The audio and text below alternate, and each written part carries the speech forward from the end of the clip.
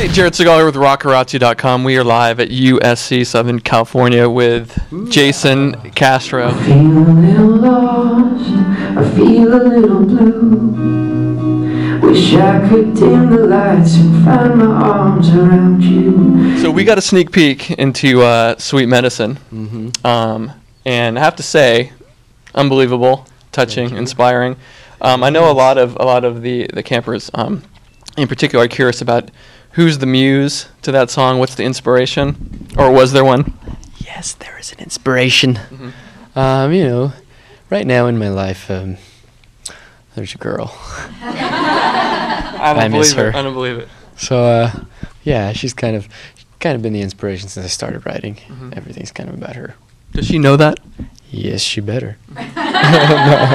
You got it, I need it, I can't stay away, 'cause you're my sweet, sweet medicine, baby.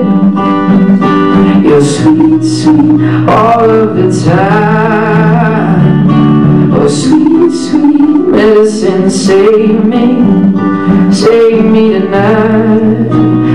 me tonight, save me tonight.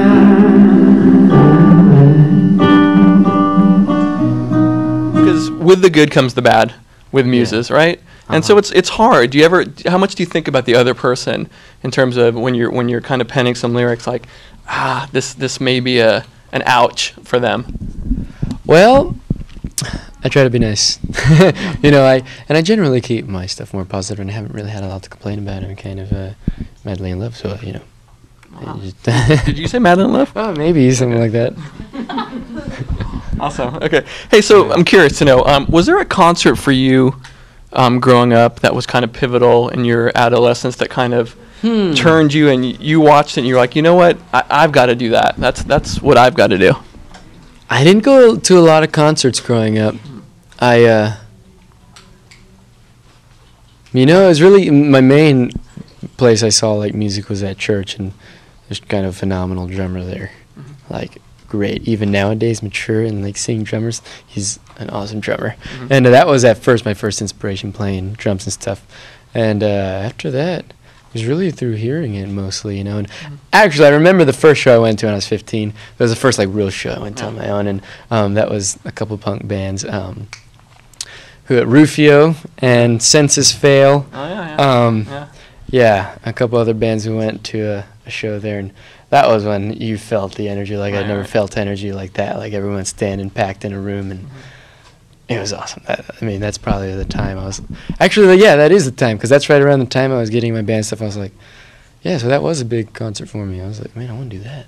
You can collaborate with anybody you want. You have your druthers. Atlantic says, you know what, carte blanche. Who do you want to write a song with? Who do you want to play with? Who do you want to open for?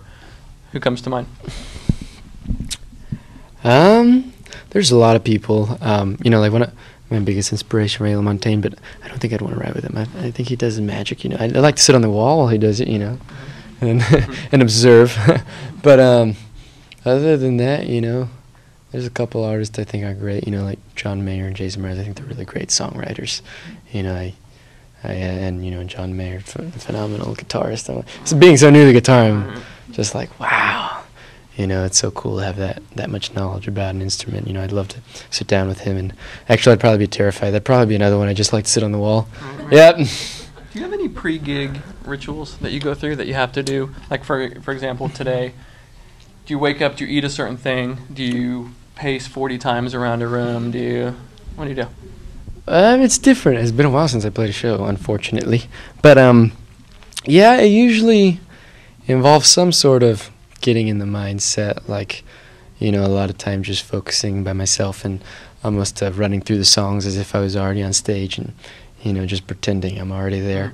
And that kind of gets me. I do some jumping jacks, push-ups, sit-ups, get the blood flowing. Even though I'm just chilling out up there, I got to have that energy up, like, you know, it's all inside, and to be able to, you know, sing. I didn't get to do that today. Hopefully it was all right. That's fantastic. But, that's great. So as you know, the Hollywood community lost a couple of icons the past week. Yeah. Jackson, Farrah Fawcett, Ed McMahon, which makes me want to ask you this question. Do you yourself think about legacy at all? How you want to be remembered? Yeah, you know, I never I never dreamed of being like a superstar or anything. I wouldn't dare to say I would end up like that, you know. But I mostly, you know, legacy. Everybody leaves a legacy, even the people around you, you know. And I, you know, just want people to remember that I did everything with all my heart and I cared for those around me. You know, that's really my legacy I want to leave. Well, you're on your way, and it comes through your music. And I think everybody today was particularly touched. And if that's any indication, Sweet Medicine of the new record, we're in for a lot of love. Yeah, well, so, and your fans are gonna love it. A lot of love. Awesome. Thanks. Good to see you again.